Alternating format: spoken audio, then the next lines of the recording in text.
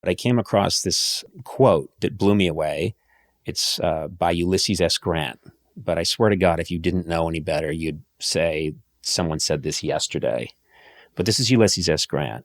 If we are to have another contest in the near future of our national existence, I predict that the dividing line will not be Mason and Dixon's, but between patriotism and intelligence on the one side and superstition, ambition, and ignorance on the other.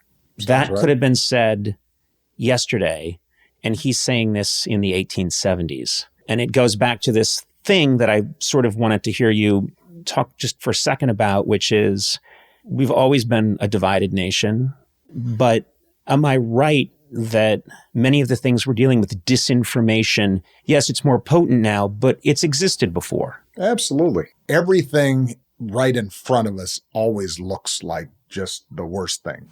Mm-hmm. This has never happened before. You don't have to go back to Ulysses S. Grant in the Civil War. Look at 1968.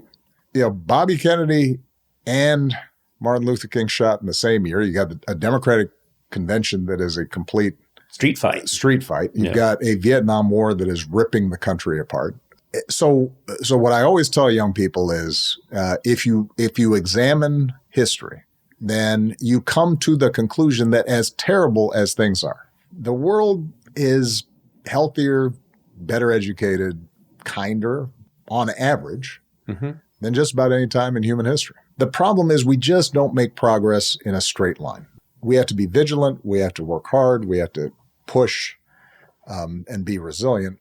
That, I think, is what I hope I've instilled, not just in my daughters, and Michelle's instilled in her daughters. I hope that our body of work that continues is instilling in young people that sense of, yeah, it's hard. You're not going to get 100% of what you're hoping for. There'll still be injustice and racism and ignorance, but you can make things better.